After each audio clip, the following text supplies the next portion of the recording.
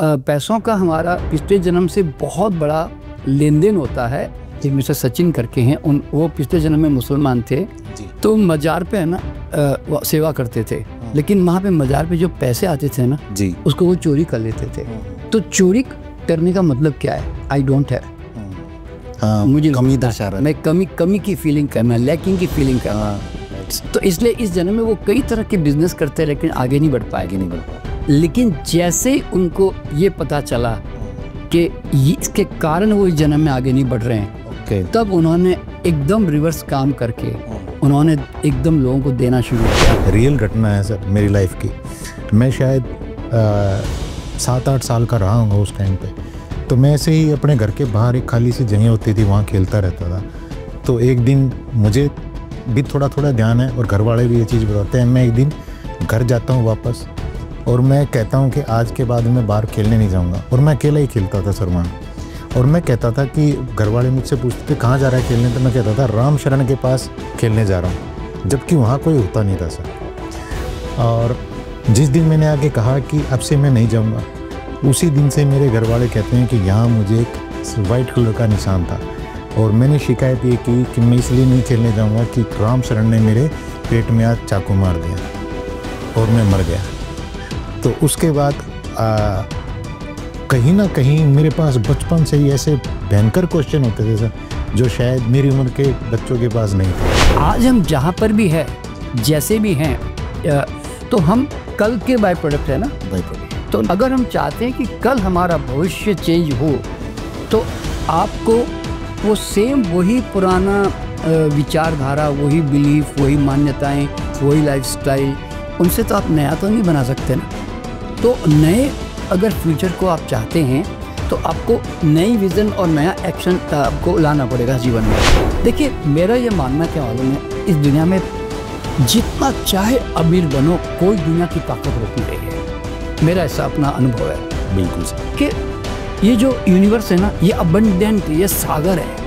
ये कहता है ले, तुमको कितना लेना है तू ले, लेकिन बर्तन का साइज तू खुद डिसाइड करता है। तुम चम्मच लेके जाओगे तो चम्मच जितना मिलेगा ना, कटोरी लेके जाओगे तो कटोरी जितना। तो भैया बर्तन का साइज तो कोई भगवान ने सेट किया।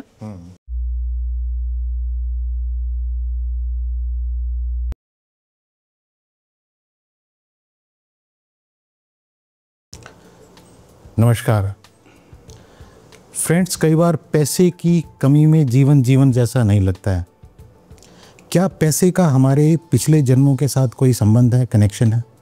इसी इम्पोर्टेंट सवाल का जवाब और इसी तरह के कई सारे ज़रूरी सवाल जो हम सब की लाइफ से कनेक्टेड हैं, हमें एक ऐसी महान शख्सियत से आज मिलने वाले हैं जिनका नाम हमारे इंडिया के दिग्गजों में तो आता ही है, साथ ही वर्ल्ड के दिग्गजों में इनका नाम शामिल है, क्योंकि इन्होंने अपनी पीछे की लाइफ को भी देखा है और इन्होंने अपने अगले जन्म को भी देखा है। साथ ही ये कई सारे सेलिब्रिटी के पिछले जन्मों को देख चुके हैं। इनका एक्सपीरियंस बहुत शानदार है और इनकी एनर्जी का तो मैं क्या ही कहूँ। अभी कुछ देर हुई है मुझे सर के साथ बैठे हुए, लेकिन इनकी डिवाइन एनर्जी को मैं अभी से फील कर पा रहा हूँ। Doctor NK Sharma sir, sir दिल से स्वागत है आपका। नमस्कार, सब नमस्कार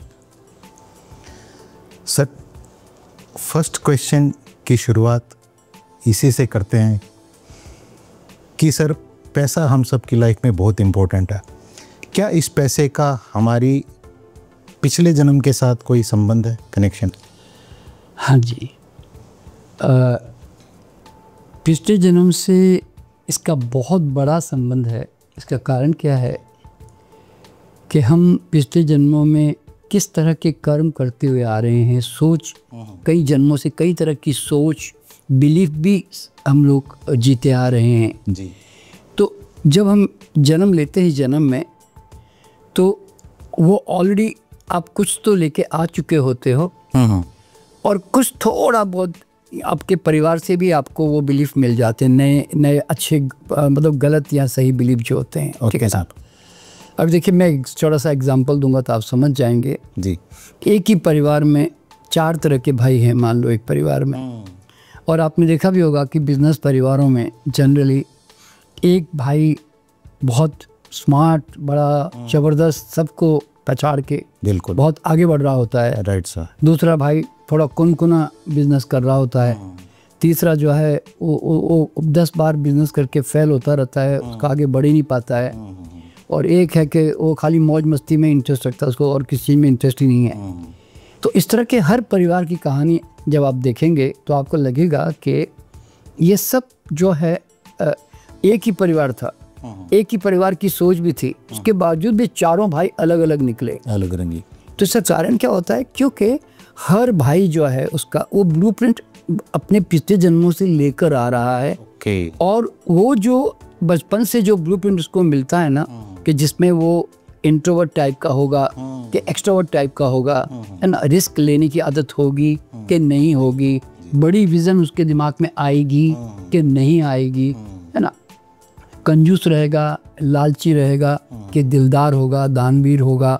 तो ऐसे बहुत सारे फैक्टर जो होते हैं उसके साथ जुड़े हुए, वो उसके आगे मतलब आगे बढ़ने में उसको मदद करते हैं वास्तव में, या नहीं करते हैं, समझते हैं। ठीक है जी सर। देखिए, पिछले जन्म से इस तरह का कनेक्शन है कि अगर आपने पिछले जन्म में खूब आपने कम भी था आपके पास, लेकिन फिर भी आपने आदमी से लेकर जानवरों तक भी, पेड़ पौधों तक की भी आपने सेवा की। आपने खूब उनको दिया, दिल खोल के दिया। और तो दिल खोल के देने का मतलब क्या होता है कि आप भले ही पैसा नहीं है आपके पास, पर आप अंदर से आई हैव अबंडेंट, मेरे पास पर्याप्त है, मैं प्रचुरता में हूँ, तो मुझे कोई फ़र्क नहीं पड़ेगा, मैं दे भी दूंगा। तो बोलते हैं अपने एक रोटी में से आधी रोटी भी देने को तैयार हो जाते हैं। तो इस तरह के जो व्यक्तित्व पिछले जन्म में जो होते हैं ना, बिल्कुल, वो इस जन्म में, चूंकि वो ऑलरेडी एक बड़ा दिल लेकर आ रहे होते हैं, समझे ना। Right sir. तो इस जन्म में फिर उनको वो दान देने के कारण, जब हम दान देते हैं ना, तो उसका असर इस जन्म में इस तरह से आता है कि जिससे हम बचपन से हमारा दिल जो है ना, वो राजा की तरह एक बड़ी सोच वाला मिलता है। बिल्कुल, समझे ना। बिल्कुल। अगर अच्छा, अब दान के भी दो तरीके हैं। एक दान सचमुच दिल से किसी की मदद करने के लिए दी जाती है और दिया जाता है, और एक दान जो है ना, वो दुनिया को दिखाने के लिए नाटक के तौर पर दिया जाता है, जो अक्सर उसके अंदर अहंकार का सजाना ज़्यादा है, समझे ना। बिल्कुल। तो इस कंडीशन में वो लोग जो है, उनका इस जीवन में बहुत ज़्यादा फाइनेंशियली वो कभी आगे ग्रो नहीं करते।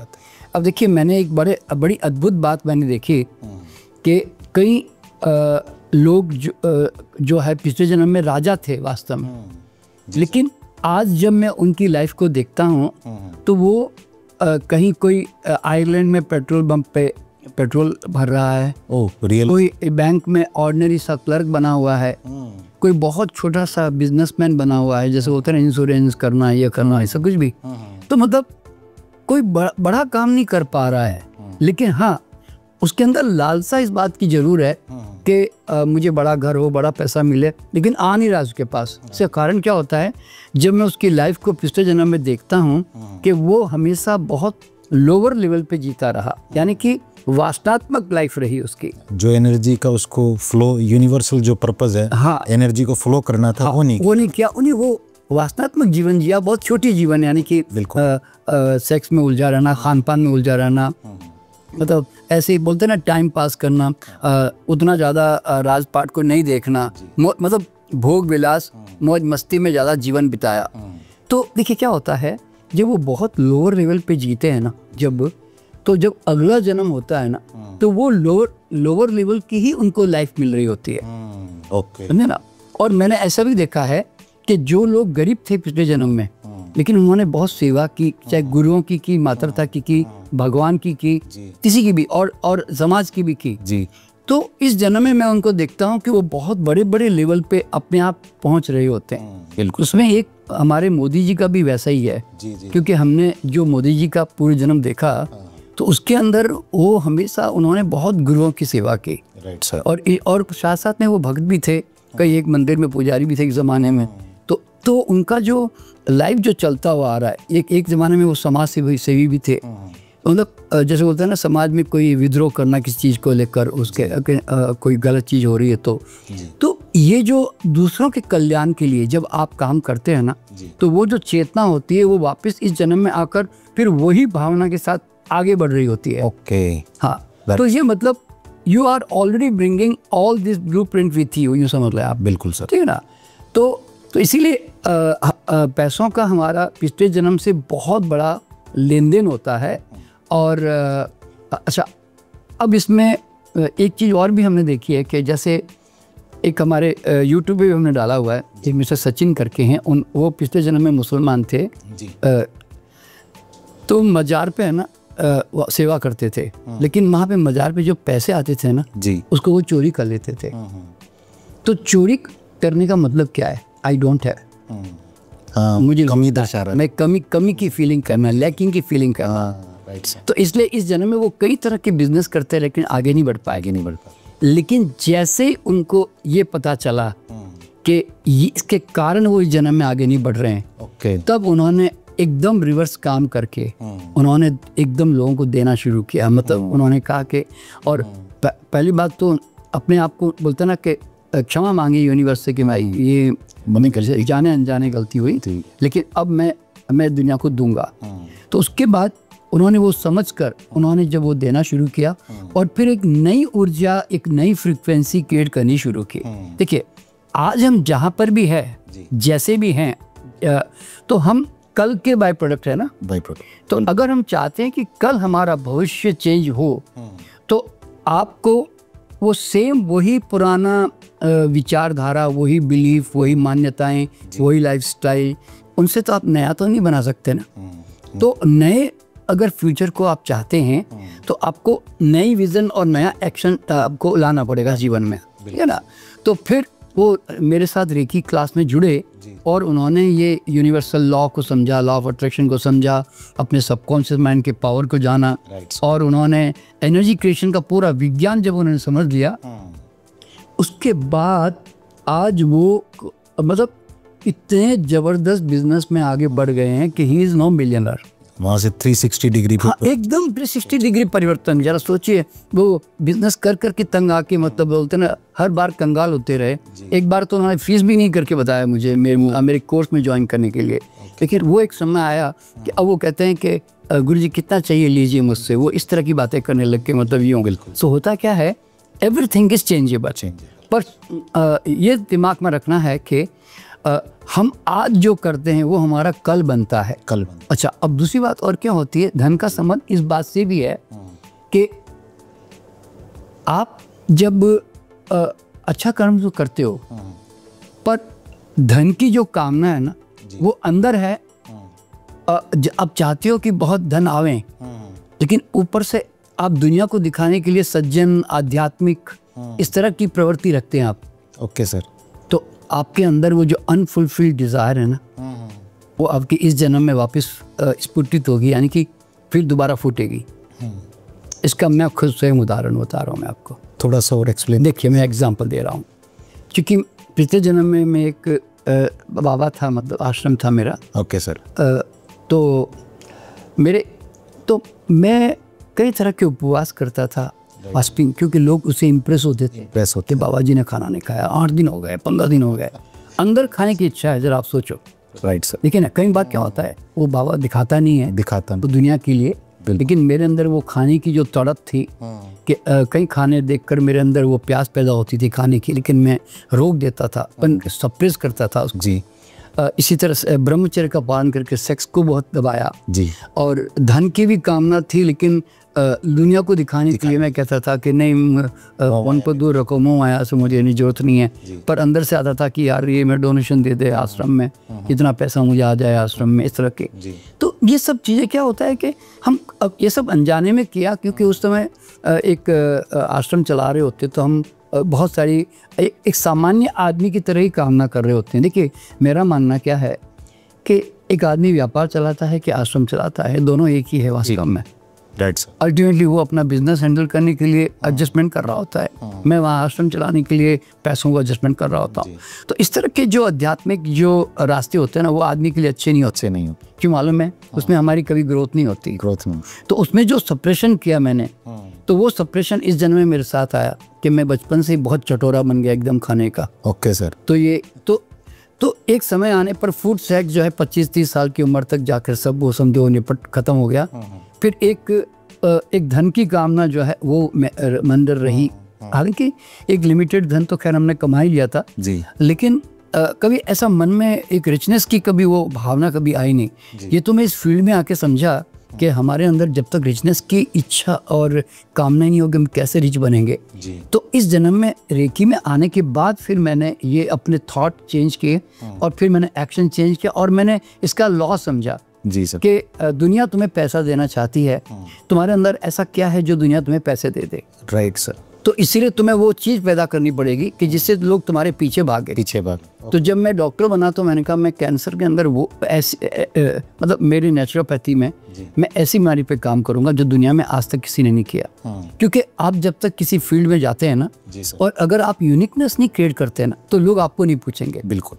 तो मैंने फिर अपना फील्ड में कैंसर पे काम करने का एक चैलेंजिंग टास्क लिया। और देखिए, the more challenges you take the more you explore yourself. बिल्कुल। तो उसके कारण क्या हुआ, मुझे बहुत काम करना पड़ा, मेहनत करनी पड़ी, सफलता भी मिली जी सर। और उस सफलता के कारण मेरा बहुत नाम हुआ।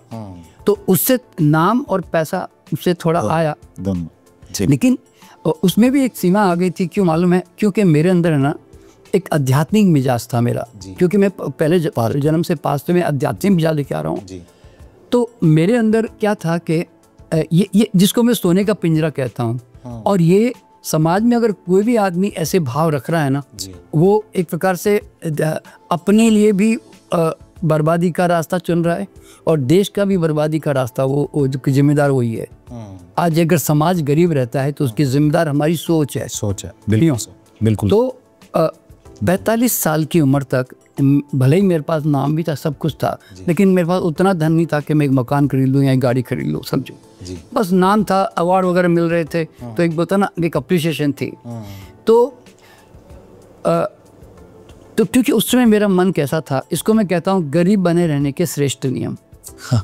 कैसा? तो वो श्रेष्ठ नियम क्या है गरीब बने रहने के? कि क्या करना है इतना पैसा कमा के, सब तो यही छोड़ जाना है। सिकंदर क्या लेके गया था, कहाँ आती तो गया था, पैसों के पीछे क्या भागना, पैसा दुख की जड़, हाथ का मेल, यानी कि और पैसा आया नहीं कि हमारी आध्यात्मिकता कम हो जाएगी, पैसा आएगा तो मुझे घमंड आ जाएगा। ये एक बहुत बड़ा नहीं, ये लोगों के दिमाग में होता है ना। और पैसा क्या मोह माया है, इसके पीछे क्या भागना, और जितनी चादर उतना ही पाँव पसारो, 6 फीट में पैदा हुए 6 फीट में मर जाओ, 600 फीट की मत करना। मतलब ये धारणा होती है हमारी, और लोग इसको अप्रिशिएट करते हैं कि वाह वाह शर्मा जी क्या उच्च विचार है। उच्च विचार क्या है कि घातक विचार है। अगर किसी आदमी के ऐसे विचार है ना, वो कभी जिंदगी में प्रगति नहीं करेगा और कभी समृद्ध नहीं होगा। और फिर मेरा और विचार क्या था, संतोषम परमम धनम। भैया जितना भगवान दे रहा है उसमें दाल रोटी दे रहा है ना, उसमें संतुष्ट होना। ज़्यादा लग्जरी जो है अमीरों के चौंचले है जी, और समझे ना। और पैसे कोई पेड़ों पर नहीं लटकते, पैसों में बड़ी मेहनत करनी पड़ती है। ये सब हमारे डायलॉग थे। ये बहुत पैसे वाले कौन से सुखी है जी, इनको रातों को नींद नहीं आती, और पैसे वाले सब 2 नंबर के पैसे कमाते हैं। ये सब ये कोई ईमानदारी से पैसे मिलता कभी? तो हमारे दिमाग में पैसों को लेकर एक घृणा है, पैसों को लेकर एक नेगेटिव धारणा है हमारी। तो आप एक्चुअल में अंदर से क्या बोल रहे हो मालूम है? आई डोंट वांट मनी, इसको मुझसे दूर ही रखना है। एक्चुअली नहीं, आप जो विचार मेंटेन करते हो उसका मतलब क्या है कि आई डोंट वांट मनी, मुझे मनी मेरे लिए बेकार है, मनी अच्छा नहीं है। तो वो एनर्जी तो आप एक प्रकार से कह रहे हो कि तो मनी से ना आप एक प्रकार से दूरियां पैदा कर रहे हो। राइट। तो इसलिए फिर मनी आता नहीं आपके पास, क्योंकि आप देखिए, जब आपके पास दिमाग में ये आता है कि मुझे एक बड़ी कार लेनी है या मुझे बड़ा घर लेना है, तभी आपका दिमाग 10 तरह से सोचता है ना कि क्या किया जाए यार, ऐसा क्या किया जाए। बिल्कुल सर। तभी आपका माइंड है ना प्रकार से आंदोलित होता है, और फिर धीरे धीरे धीरे फिर आपको है ना आप दोस्तों से मिलते हो, कम्युनिकेशन करते हो, बातें करते हो, कुछ रास्ते खोजने की कोशिश करते हो, तब जाकर फिर आपको थोड़े कुछ हल्की सी झलक मिलने लगती है कि शायद ये काम हो जाएगा, ऐसा होता है ना जी। तो होता क्या है, यहाँ जब आपके यहाँ पे कोई चीज़ पक्की होती है तभी तो वो चीज़ बाहर आएगी ना भाई। जब यहाँ पैसा है ही नहीं तो तुम्हारे जीवन में पैसा कहाँ से आ जाएगा, यहाँ बीज है डला ही नहीं। तो इसीलिए मैंने अपने विचार को बदला और मेरे अंदर ये थॉट पैदा हुआ, I must become rich in my life now. Right sir, मुझे पैसे वाला बनना चाहिए। तो अब सवाल पैदा हुआ कि यार पैसे वाले कैसे बने।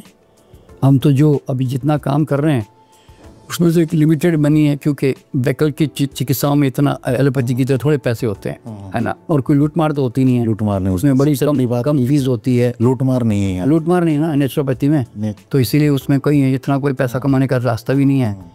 तो हमने कहा कि फिर हम वो तड़प पैदा होनी शुरू की कि आई मस्ट बिकम रिच, कैसे रिच बना जाए, क्या किया जाए।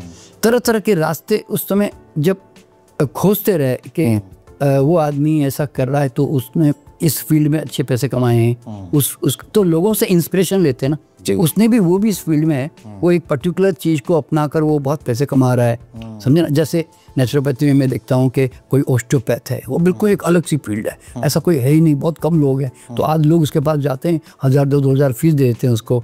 तो मैंने कहा यार ऐसा कोई एक पर्टिकुलर एक्सपर्टाइज क्रिएट करना पड़ेगा, क्योंकि बिजनेस तो हम करना चाहते नहीं थे। तो अब देखिए पैसा तो बिजनेस में मैक्सिमम होता है जैसे, पर एक प्रोफेशनल रूप में पैसा कमाना आसान नहीं था। तो फिर सोचते गए तो मेरा मानना क्या है कि when you are start vibrating एक स्ट्रॉन्ग डिज़ायर, इंटेंशन आप जब क्रिएट करके, आप जब बोलते हैं ना दिल से, शिद्दत से आप किसी चीज़ को खोज रहे होते हैं ना, तो यूनिवर्स पे ना धीरे धीरे आपको वो नए आइडियाज़, नए अपॉर्चुनिटीज़, नए फाइनेंशियल रेवेन्यूज़ अपने आप आपके आसपास क्रिएट होने लगते हैं। क्यों? सिंस आप रात दिन उसके बारे में आप विचार कर रहे हो, इसमें you are vibrating in that frequency. तो सडनली उसी समय रेकी मेरे जीवन में आ गई। जी सर, ये समझे, जो 30 साल पहले बस वो एनर्जी का साइंस आया, तो उस समय भी हमने, ऐसा नहीं कि वो एनर्जी आ गई तो हम उससे बड़े रिच बन जाएंगे, ऐसा नहीं था, पर वो एक ऐसा एक साइंस मिला कि जिसमें फिर एनर्जी पे और काम करते गए और उसके अंदर एक मास्टरी हासिल की। तो मास्टरी हासिल करने से क्या हुआ कि उस समय ऐसे लोग इस फील्ड में कोई थे नहीं जी, समझे ना। जब बोलता ना कि एक यूनिकनेस थी हमारी, और हमने शुरुआत कोर्स भी ऐसा बनाया कि जो एक बार कर ले तो उसको लगे कि दूसरे को रेकमेंड करें, मान लो। तो आप बोलते ना, आप मिठाई ऐसी बनाओ, दूसरा खा के बोले कि यार वहाँ से जाके मिठाई लेना है, जरूर मिठाई चाहिए, तो यही चीज़। जैसे आप भी मेरे लिए लेकर आए तो किसी ने तारीफ की होगी, आपने कही होगी तो ले है ना, तो लोगों ने मेरी भी मिठाई खाई मेरे कोर्स की, तो उन्होंने कहा कि नहीं सर मैं ये कोर्स करो, जरूर अपने बच्चों को भेजना, परिवार को भेजना।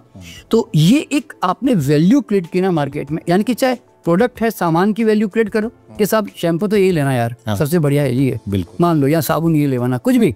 तो उसी तरह मैंने अपने क्षेत्र में अपनी चीज़ का वैल्यू क्रिएट किया, और मेरा ऐसा मानना है आप बेस्ट चीज़ दुनिया को दो, लोग तुम्हें पैसा देना चाहते हैं। बिल्कुल समझना। आज आप देखिए कि एक कोई भी एक चीज़ बाजार में लेने जाते हैं, एक 100 रुपये की चीज़ होगी और एक उसी का दाम थोड़ा 200-250 होगा, फिर भी आप क्या कहोगे, नहीं यार क्वालिटी चीज़ लेनी, मेरे को लोकल नहीं लेनी है, मेरे को सस्ती नहीं, कॉम्प्रोमाइज़ नहीं करते हैं, कॉम्प्रोमाइज़ नहीं करना है क्वालिटी में, ऐसा बोलते हैं ना। तो क्यों नहीं करना? क्योंकि वो बोलता है नहीं ये जापान की है, ये फलाने जर्मनी की है, इसकी क्वालिटी बहुत बढ़िया होती है, ये हालांकि पैसे थोड़े ज़्यादा लगेंगे लेकिन चलेगी थोड़ी बेटर। तो हर आदमी है ना दुनिया में, चाहे वो थोड़े बहुत कंजूसी करके या मजबूरी में शायद ना लें कोई महंगी चीज़, लेकिन आदमी की जो फितरत है ना वो है पैसा कुछ भी ले लो वैसा, लेकिन मुझे मतलब मुझे अच्छी चीज़ दे लो जी। वो अच्छी क्वालिटी के लिए वो स्ट्रगल करता है। आज एक अगर मान लो एक डॉक्टर, हार्ट सर्जन अपने बाईपास के लिए मान लो आज वो 5 लाख रुपया लेता है, सपोज, एक कोई जो बेस्ट है, सबसे कॉस्टलीस्ट है और बेस्ट है, और दूसरा 2-3 लाख लेता होगा सपोज, तो लेकिन फिर भी आप 5 लाख वाली कुछ चुनोगे, आप उसको ही चुने, है ना। कोई ऑर्थोपेडिक सर्जन है, आप कहोगे नहीं ये वाला, ये भले टाइम लगे, भले 3 महीना और रुक जाऊंगा लेकिन जाऊंगा उसके पास ही, पैसा भले ज़्यादा लेकिन जाऊंगा उसके पास ही।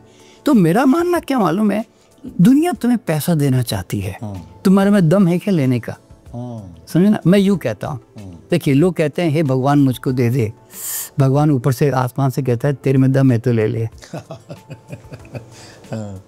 ईश्वर यूँ कहता है, तभी तो ये कहावत कही गई कि हिम्मत है मर्दा मदद खुदा, मदद देखो था, राइट सर, बिल्कुल। ईश्वर कहता है तू हिम्मत करेगा तो तेरी मदद करूंगा, तू नहीं करेगा तो मैं जिंदगी में तेरी कुछ मदद नहीं करूंगा। तो गॉड ऑलवेज हेल्प दोज वो हेल्प देमसेल्व्स, ऐसे बोलते हैं इस तरह से।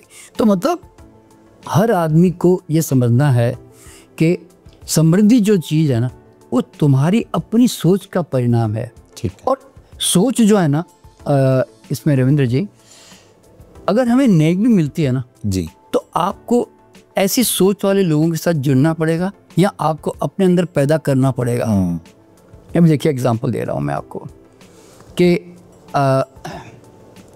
जनरली जो बनिया कैटेगरी के बच्चे होते हैं ना जी, ये बनिया कैटेगरी के जो बच्चे होते हैं, इनके परिवारों में ये कभी कोई रिच डैड पुअर डैड किताबें नहीं पढ़ते, नहीं, ये मोटिवेशनल स्पीकर के पास नहीं जाते और ना ये अफर्मेशन करते हैं रोज बैठ के कि day by day I am becoming richer and richer, समझे ना, नहीं करते, आपने देखा होगा। और फिर भी इसके बावजूद इनके माइंडसेट क्या होता है इनका कि जॉब तो करनी है नहीं, बिजनेस करना है। इसलिए जनरली मारवाड़ी के बच्चे, बिजनेस के बनिए के बच्चे, सिंधी के बच्चे, अब कभी देखो एक पर्टिकुलर जो कम्युनिटी है ना, वो बिजनेस, ये लोग हमेशा सिवाय बिजनेस से कुछ सोचते ही नहीं है। गुजरात में भी यही हाल है, गुजरात में भी काफ़ी मैक्सिमम लोग जो है ना जॉब के बजाय बिजनेस करना पसंद करते हैं, उनकी वो हैबिट है, बोलते हैं ना, अंदर से वो एक माइंडसेट बना हुआ है। माइंडसेट, ये चीज़ मैंने भी देखी है सर। मैंने जैसे छोटे शहरों में जो लोग हैं, जो पुराने हमारे से 1 पीढ़ी 2 पीढ़ी पहले के लोग हैं, उनकी जो मार्केटिंग स्ट्रेटजी है ना, हाँ, वो ज़बरदस्त है सर। हाँ जी। आज वो बहुत सारे लोग पढ़ के भी नहीं सीख पाते उन चीज़ों को जो ऑलरेडी उनके पास है, क्योंकि देखो जिंदगी उन्होंने अनुभव में बिता दी ना। आपने जैसा कहा वो पास्ट से उनको मिला है। हाँ, तो उनके परिवारों से मिला है। और दूसरी बात क्या है कि तो ये जो बताएं, ये मेंटालिटी या माइंडसेट जो होता है ना, ये आपके जीवन का निर्माण कर रहा होता है। आज भी आप देखोगे जितने बड़े बड़े बिजनेसमैन हैं, आप देखोगे वो उनको उसमें कुछ ईगोइस्टिक होते होंगे कुछ, ये तो जनरली आपने देखा होगा कि एक तो वो डाउन टू अर्थ होते थोड़े से, क्योंकि उनको मालूम है कि ईगो रखने से बिजनेस में लॉस होता है। उस बात को कुछ लोग जानते ही हैं। अच्छा, इसीलिए वो कस्टमर गाली भी दे तो वो उनके सामने झुककर बात करता है, जबकि वो नौकरी पेशा वाला नहीं करेगा वो यूँ। और दूसरी बात है कि कई बार अच्छे अच्छे बिजनेसमैन है ना, एक पर्टिकुलर ईश्वर के प्रति डेडिकेटेड होते हैं ये लोग। Right sir. कोई वैष्णो देवी का, कोई बालाजी का, कोई भिराई बाबा का, और वो रेगुलर वहाँ पे, वो रेगुलर उनके वहाँ जाना, कनेक्शन, उनको उनके अंदर एक भरोसा क्या रहता है हमारों में, मेरा साईं बाबा मेरे साथ है, मेरा बालाजी मेरे साथ है, मेरा फलाना जो मेरी दुर्गा माँ वैष्णो देवी मेरे साथ है, वो मेरी सुरक्षा करती है, वो अपने आप मेरा काम करेगी।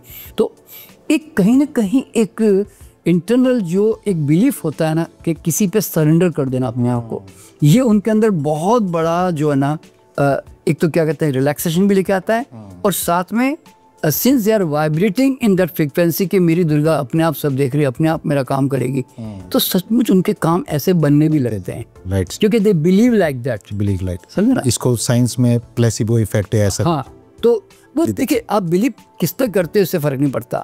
मैं तो सारे भगवान को खूटिया मानता हूँ।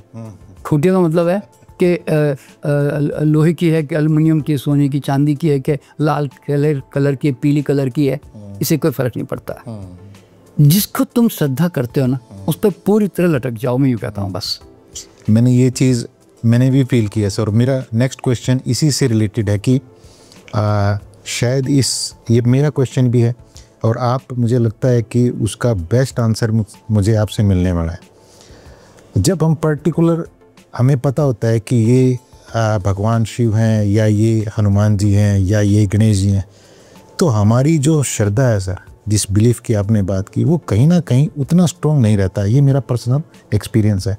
और जब मैं ये देखता हूँ कि मेरे चारों तरफ हर टाइम एक फॉर्मलेस एनर्जी है जो इस यूनिवर्स का रॉ मटेरियल है। जब मैं उसको फील करता हूँ तो मुझे बहुत अच्छा फील होना शुरू हो जाता है। हाँ, ऐसा क्यों होता है? नहीं, देखिए क्या होता है अल्टीमेटली कि आप जब कोई फियर, डाउट और नेगेटिव धारणाओं के साथ आप जीते हैं ना, तो आपकी फ्रीक्वेंसी लो हो जाती है, ध्यान रखना कभी। Right sir. और जब तक हम हायर फ्रीक्वेंसी में नहीं आते ना, हम सक्सेसफुल नहीं होते। देखिए आपने देखा होगा कि सज्जन किस्म के लोग होते हैं जी, ये थोड़े डरपोक, थोड़ा रिस्क नहीं लेना, ऐसे सिकुड़ के रहना, ऐसे साहस नहीं ज़्यादा करना, बोलते ना, तो उनकी फ्रीक्वेंसी लो होती है। उसके मुकाबले एक डॉन होता है ना, गुंडा, उसकी फ्रीक्वेंसी हाई होती है। ओके, क्योंकि ही इज़ कॉन्फिडेंट।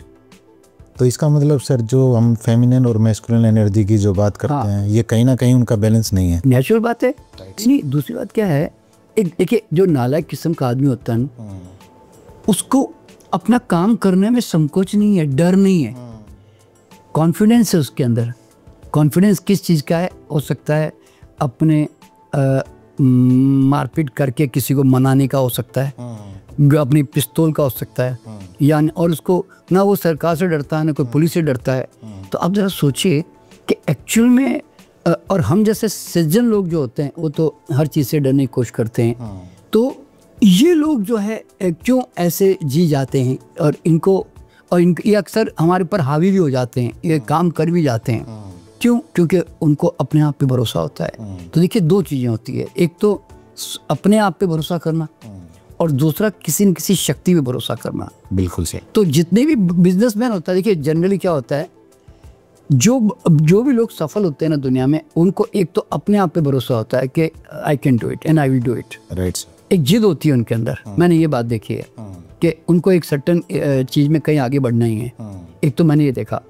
दूसरा, और वो आज मैं खुद अपने आप को भी देखता हूँ कि अगर मुझे करना है तो मैं कुछ भी करके उसको मैं करूँगा ही। ऐसे बोलते हैं ना, मैं रास्ते निकालूंगा ही। निकाल लेंगे, बाधाएं भी आएगी तो मैं इसको पार करके मैं उस तरफ जंप तो करूँगा ही। तो ये हमारा माइंडसेट होता है ना, इसलिए हम कहीं रुकते नहीं हैं। अब यूँ समझे कि मैंने ऐसे जीवन को, मतलब मेरा ये उदाहरण है मेरे खुद के जीवन के लिए जी सर, कि मैंने ऐसे मान के चला हूँ कि एक जीवन जो है ना एक चींटी की तरह है। Okay sir. चींटी के सामने आप अगर कोई एक दीवार खड़ी कर दो ना तो वो टर्न कर जाती है। हम स्कूल में करते थे ऐसे, कुछ आप ऐसे करते जाओ तो यूं मुड़ जाती है, और ज़्यादा ही अगर आप ज़्यादा ही बाधा पैदा करो तो ऊपर चढ़ जाती है। समझे ना? राइट। तो मैंने चींटी से ही सबक लिया लाइफ में कि चाहे जितनी बाधाएं आ जाए, साला यूं आए तो इस तरफ पलट जाओ, यूं आए तो उधर पलट जाओ, और ज़्यादा ही अगर सर पे चढ़ने लगे तो साला ऊपर चढ़ जाओ। राइट। इस तरह से। तो अब यहाँ पे समृद्धि क्या है? समृद्धि के मामले में मैंने अभी एक इसका ऊपर एक वीडियो बनाया था जी, कि समृद्धि और सफलता चाहिए तो कृष्ण को चुनना, बुद्ध और महावीर को मत चुनना। इसका कारण क्या है?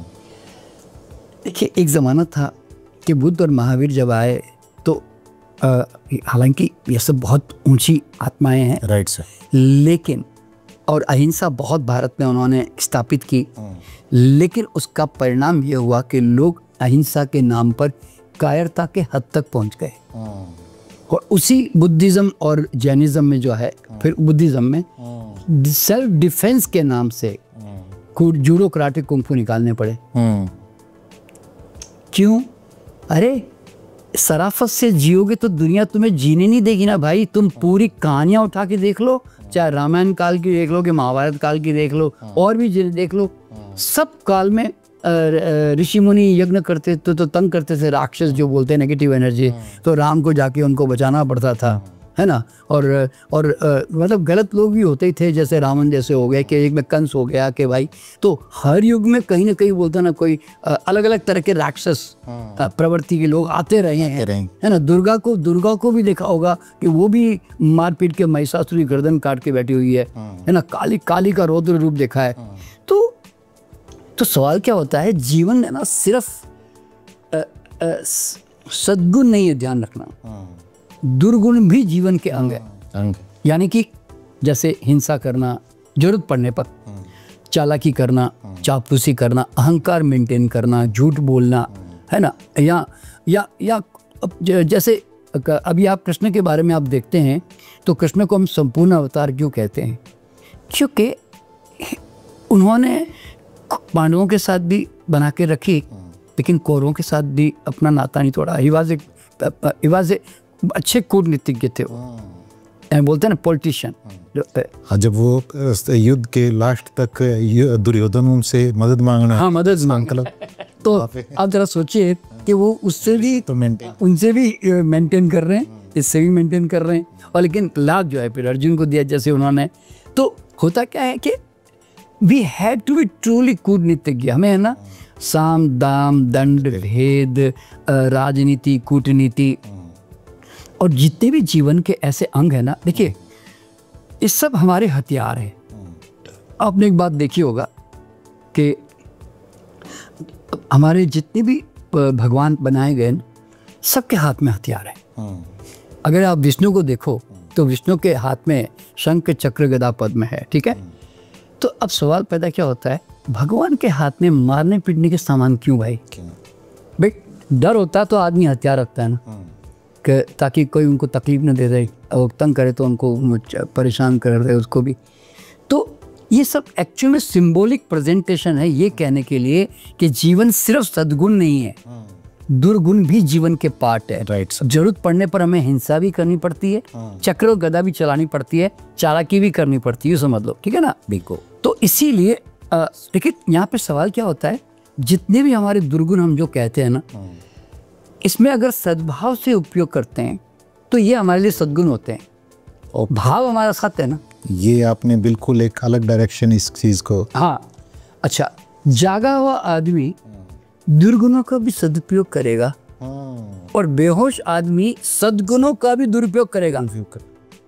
आज कई लोगों का आपने देखा होगा, सत्य, ईमानदारी, डिसिप्लिन का इनके अंदर इतना अहंकार आ जाता है कि वो जैसे दूसरों को सबको नीचा ही समझते हैं उनसे। ऐसे भी लोगों को देखा होगा आपने। बिल्कुल है सर। कि थोड़ा सा डिसिप्लिन, थोड़े सत्यवादी क्या हो गए, लोगों को ऐसे देखते हैं जैसे वो नीचे कैटेगरी के। नेम फेम आ गया तो फिर हाँ, दूसरों को बिल्कुल। तो इसीलिए क्या होता है कि देखिए, इसीलिए एक हाथ में आपने देखा होगा एक ऐसे जापान का एक ऐसा सिंबल है कि जिसमें एक सैनिक तलवार लेके खड़ा हुआ है, और दूसरे हाथ में दीपक भी है। तो प्रेम, दीपक उसका सिंबॉलिक है, और तलवार जीवन की वो दूसरी जरूरत है। तो इसलिए आपको दोनों लेके जीवन जीना पड़ेगा। अगर आपने ऐसा नहीं जिया ना तो लोग आपको खा जाएंगे। लोग खा जाएंगे, बिल्कुल सर। तो इसीलिए हमारे जितने भगवान है ना, देखिए इवन दुर्गा के हाथ है ना, आप जाके कभी भी देख लेना फोटोग्राफ में, उसके अगर 8, 10, 15, 20 जितने हाथ कलाकार ने बनाए, सब हाथ में उसके हथियार है तरह तरह के, त्रिशूल, भाला, ये वो, फरसा, चाकू, चक्र, मतलब गदा, सब उसके हाथ में है। एक हाथ में गर्म एनर्जी है, एक में ठंडी है ना। हाँ जी, सवाल क्या होता है, नहीं मैंने तो दुर्गा का फोटोग्राफ देखा है, आप भी जरा देख लेना, एक हाथ में कमल मिला मुझे अब तक। Okay sir. बाकी उनके अगर 90% हाथ में है ना, उनके सब खतरनाक मारने पीटने वाले हथियार है। ओके। मैं तो अभी आप मुझे बोल रहे थे तो मैं ये विजुलाइज कर रहा था कि एक साइड में तो मान लो हथियार है, नहीं है ही नहीं, वो विष्णु के हाथ में है। विष्णु के हाथ में तो फिर भी शंख और कमल है, लेकिन दुर्गा के हाथ में तो खाली एक जगह फूल है, और किसी ने कलाकार ने शंख बना भी दिया होगा, पर फिर भी 80% सब मारने पीटने वाले, पॉजिटिव हथियार तो है ही नहीं। तो इसका मतलब क्या हुआ, और महिषासुर का मतलब क्या है कि भाई आसुरी प्रवृत्तियों को अगर आपको जीतना है तो आपको इन हथियारों के बिना आप इनको जीत नहीं सकते। आप सद्भाव से नहीं जी सकते, प्रेम से नहीं जी सकते इनको, समझे ना। इसीलिए कृष्ण को संपूर्ण अवतार कहने का कारण भी यही बना कि जीवन को कृष्ण की तरह जियो। जहाँ चालाकी की जरूरत है वहाँ चालाकी करो। कई अच्छे लोग कहते हैं ना, मेरे को लोगों ने लूट लिया, मुझे बर्बाद कर दिया, मेरे पैसे खा गए। मैं कहता हूँ नहीं, तूने खिलाए, तूने ना घर खोल के रखा, ऑफर किया तुमने। सवाल क्या होता है कि हम है ना भोले इनोसेंट बनकर है ना, सिंपल से बनकर हम है ना हर एक के ऊपर ट्रस्ट कर जाते हैं। कोई लीगलिटी नहीं करते, कोई फॉर्मेलिटी नहीं करते, कोई अपनी सेफ साइड नहीं देखते। ऐसा होता है ना। और क्या होता है ना, संकोच करते हैं। एक बात ध्यान रखना, संकोच जो है ना वास्तव में एक बहुत बड़ा ईगो है। ये ओके सर। अरे भाई आप कहते हैं नहीं मुझे उनसे पैसा मांगना ठीक नहीं लगा। तो क्यों ठीक नहीं लगा? इसलिए कि वो मेरे बारे में क्या सोचेगा शर्मा जी, और कॉमर्शियल, समझे ना? तो दिस इज ईगो। आप उसके माइंड में अपनी एक छाप छोड़ना चाहते हैं कि शर्मा जी वो देखो आप कॉमर्शियल नहीं है, बड़े सी पैसों के लालची नहीं है जी देखो। तो आप अपने ईगो को संवार के बैठे हुए हो आप।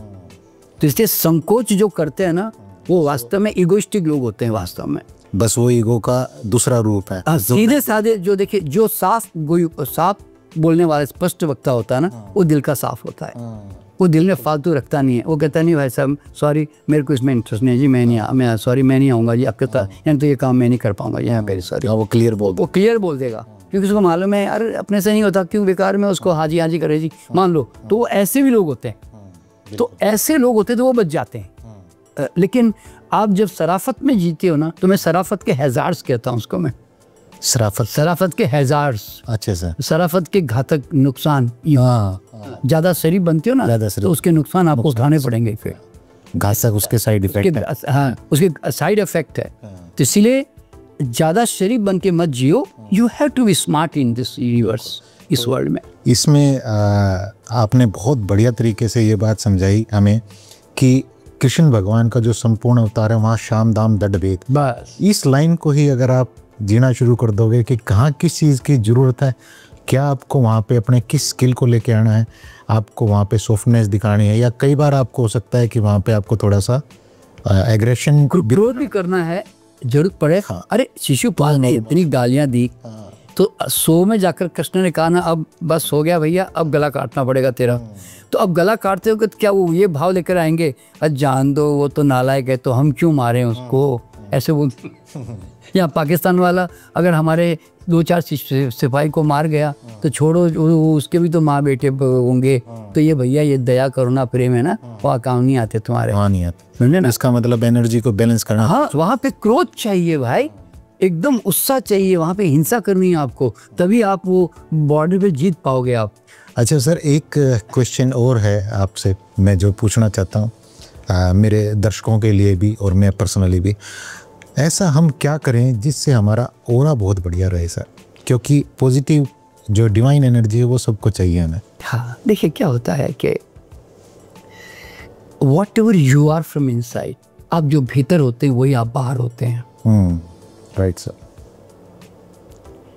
आप भीतर की जो एनर्जी है ना, राइट सर, उसको आप जितने हाई लेवल पे रखोगे ना तो उससे आपकी एनर्जी बहुत हाई रहेगी।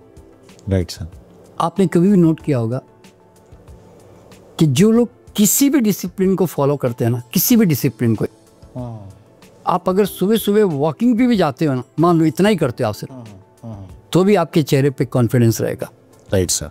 आपको एक गर्व रहता है कि I am taking care of my health. तो थोड़ा सा ना चेहरे पे एक आत्मविश्वास, एक तेज आपके ऊपर आने लगता है। Right sir. अगर आप उसके साथ आप अगर सत्यवादी हैं तो और ज़्यादा आपके अंदर कॉन्फिडेंस आएगा। मैं फालतू झूठ नहीं बोलता, आई ऑलवेज स्पीक ट्रुथ। तो उसका भी एक है ना चेहरे पे एक वो कॉन्फिडेंस आने लगता है। देखिए आत्मविश्वास किस चीज़ का है कि you are a discipline man. आप है ना, आप कहीं पर जाते हैं, आप बड़े टाइम से पहुंच जाते हैं आप, तो आपके अंदर है ना जो लोग आपसे डरते हैं। देखो सत्यवादी से ना लोग डरते हैं, बहुत टाइम पंक्चुअलिटी वाला होता है ना, उससे लोग डरते हैं। आपने देखा होगा कि बॉस 9 बजे बराबर आ जाते हैं, यार घड़ी मिला लो, ऐसे बोलते हैं ना लोग। तो क्यों? तो वो हालांकि वो तो उसने अपनी हैबिट बना ली है, उसके लिए नेचुरल है। पर आप लोग, आप चूंकि लेट लतीफ होना, देखिए आप जितने किसी कमजोरियों में जियोगे ना उतनी आपकी एनर्जी लो होगी, सिंपल सी बात है। और जितनी आप अच्छी इस तरह की चीज़ों को अपनाते हो ना, कि कोई परफेक्शन को अपनाते हो, तो आपके अंदर एक कॉन्फिडेंट रहता है ना कि मैं जो काम करता हूँ एक बार करता हूँ बढ़िया करता हूँ जी, मान लो, तो then you have a confidence in yourself. तो इसका मतलब कहीं ना कहीं सर जो हमारा जो डिसिप्लिन है, हमारे रिचुअल हैं किसी तरह के, उनसे ही हमारा ऑरा डेवलप होता है। हाँ, और डेवलप होता है। और मतलब आप कुछ भी ऐसा काम करते हो ना, जैसे आप अगर समाज सेवा भी करते हो ना और दुनिया की मदद भी करते हो ना, तो आपके चेहरे पे ना एक बड़ी अद्भुत आभा होती है। क्यों? आपको अंदर से खुशी होती है कि ये लड़का बेचारा तकलीफ में था, मैंने आज इसकी मदद करती हूँ। कहीं ना कहीं यूनिवर्सल पर्पस को जो मतलब क्या होता है, जितना आप अपना एनर्जी फील्ड अगर बोलते हैं इलेक्ट्रोमैग्नेटिक फील्ड अगर स्ट्रांग रखना है ना, तो then you have to adopt certain this qualities. उसके कारण जो है ना आपका ऑरा एक तो बड़ा होता है, और दूसरा क्या होता है कि आपका खान पान का असर भी होता है कि आप एक एनर्जेटिक आहार ज़्यादा खाते हो, कि आप डल करने वाले आहार खाते हो। जैसे अगर आग और मशीनों में बर्बाद करके प्रोसेसिंग करके आप एक लो क्वालिटी का बॉडी को देते हो, आपका चेहरा नॉर्मल सा होगा, कोई चेहरे पे जोरदार रौनक नहीं रहेगी आपके, क्योंकि आपने ऐसा खाना दिया ही नहीं, तो बिल्डिंग भी ऐसी क्यों बनेगी आपकी? जो एनर्जी से भरा हुआ खाना है। हाँ, तो एनर्जी से भरा हुआ जब हम खाना खाते हैं तो उसका एक असर रहता है। राइट सर, ठीक ना। फिर तीसरा आपने देखा होगा कि जो लोग मेडिटेशन करते हैं ना, उनकी भी एनर्जी फील्ड बहुत हाई हो जाती है। बिल्कुल सर, मैं यहाँ एक क्वेश्चन मेरे माइंड में है सर बहुत टाइम से, और आप मुझे बताइएगा सर कि क्या मैं ये इस चीज़ को ठीक सोचता हूँ। बहुत सारे क्वेश्चन बचपन से मेरे माइंड में चलते रहते हैं ऐसे ही। मैंने एक चीज़ नोट की है सर, जो हमारे, मैं बढ़िया कम्युनिटी से हूँ तो मैं अपने आसपास के लोगों को देखता हूँ जो मंदिर जाते हैं, डेली मंदिर जाते हैं, उनके पूजा पाठ के तरीके हैं, मैं उसके ऊपर भी कोई सवाल नहीं उठा रहा, लेकिन मैंने एक डिफरेंस देखा है सर, उनकी जो ओरा है, उनका ओरा वो डेवलप नहीं हो पाता जो एक पर्टिकुलर किसी नाम को जप करते हैं या किसी एक जगह पे कनेक्ट रहते हैं, या वो खाली कोई ग्रेटिट्यूड भी कर रहा है ना दिल से, उसकी एनर्जी कुछ अलग है सर। देखिए एक बात बताता हूँ, क्या होता है कि जैसे मैंने पहले भी बताया था कि जो लोग सरेंडर्ड होते हैं ना परमात्मा के प्रति, और वो बहुत ही अपने ईश्वर को लेकर उनके दिमाग में बड़ा कॉन्फिडेंस रहता है कि मेरा कृष्ण, मेरा फलाना, मेरी दुर्गा माँ, ऐसे। तो इस तरह के डेडिकेशन से भी उनको है ना एक बड़ा अंदर से रिलैक्सेशन रहता है और एक पावर फील करते हैं अपने अंदर, क्योंकि मैं अपने एक सर्टेन भगवान पे भरोसा करता हूँ और मेरा भगवान मेरे साथ है, मान लो। पर अधिकतर मैक्सिमम लोग जो है इस तरह के नहीं होते। कई लोग रिचुअलिस्टिक होते हैं, खाली वो आदत के मारे बोलते हैं ना, डर के मारे भगवान के मंदिर जाना या ऐसे करना, डीप नहीं है। हाँ, तो उनके अंदर वो क्या बोलते हैं कि किसी भी तरह सब लोग भगवान को हाथ जोड़ते हैं, उनको मनाते हैं, जॉइन अब एक साथ जुड़ के कुछ रिचुअल करते हैं, तो उनको लगता है मैं भी इसका हिस्सा बनूँ भाई, है ना, इस तरह से आज तो। पर सच्चाई ये है कि इन चीज़ों से कोई आदमी का, कोई धन का कोई लेन देन नहीं, बता दूं मैं आपको, कनेक्शन भी नहीं, कनेक्शन नहीं है। मैं बताऊं, देखिए मैं आपको एग्जांपल देता हूं मैं जी सर। मेरे पिताजी यही सब चीज़ें पढ़कर है ना, उन्होंने पूजा में श्रीयंत्र, बड़े बड़े श्रीयंत्र ला के रखे थे उन्होंने। जी सर।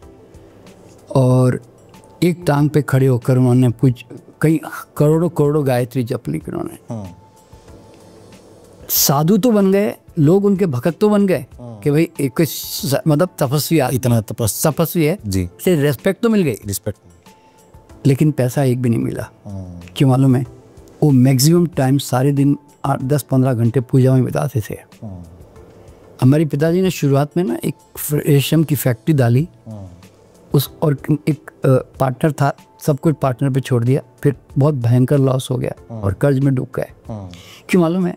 खुद जाना नहीं, खुद देखिए बिजनेस की मेंटालिटी से बिजनेस आगे बढ़ता है, समझे ना। तो वहाँ जाके खुद बैठना, खुद करना, वो सब नहीं करते थे, तो वो पूजा पाठ में रह गए, ये सोचकर कि भगवान मेरे तकदीर में होगा तो पैसा दे देगा, तो भगवान ने नहीं दिया।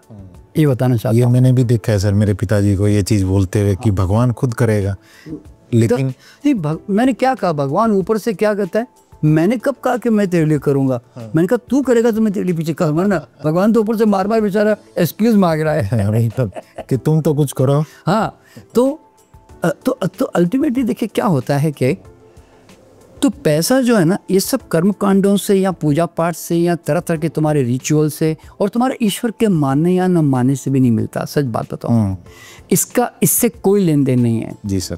जैसे अगर तुम एक अपने घर में एक बगीचा बनाते हो और तुम नास्तिक आदमी हो, सपोज, तो क्या तुम्हारे घर में अगर तुम गुलाब की बीज लाके, चमेली के बीज लाकर अगर तुम डालोगे तो क्या तुम्हारे घर में फूल नहीं खिलेंगे?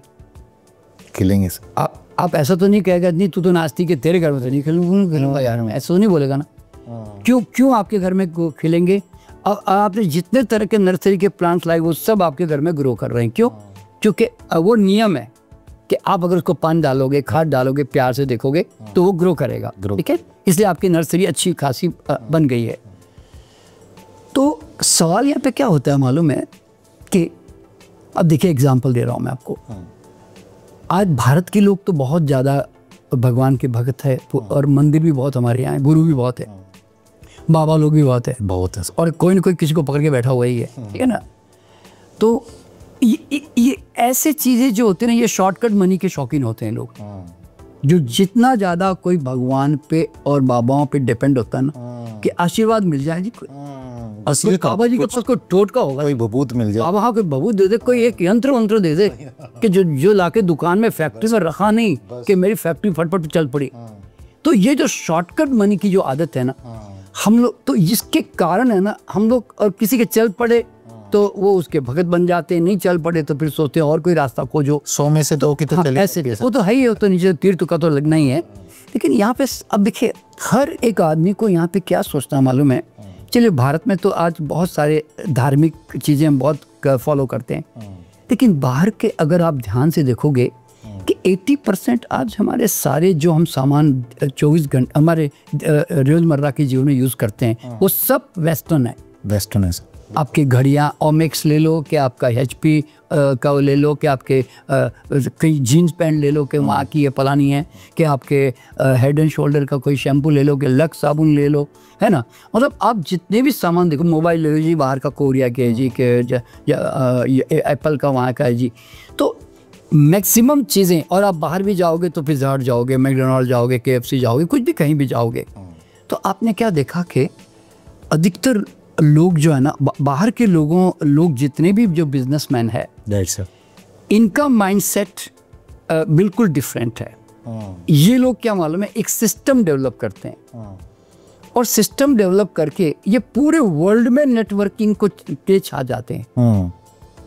आज अगर लक्स चलता है, हेड एंड शोल्डर चलता है तो खाली कोई इंडिया में थोड़ी चलता है, दुबई में भी चलता है ना, मलेशिया में भी चलता है, यूरोप में भी चलता है, फ्रांस में भी चलता है। तो आप जरा सोचिए कि तो ये पूरी दुनिया में नेटवर्किंग करते हैं, और नेटवर्किंग वर्ड भी इन लोगों से हमें मिला, भारत का नहीं था, पता ही नहीं था, भारत को नहीं पता था। ठीक है, अच्छा अब देखिए ये जितने भी बाहर की जो वेस्टर्नर लोग हैं ना,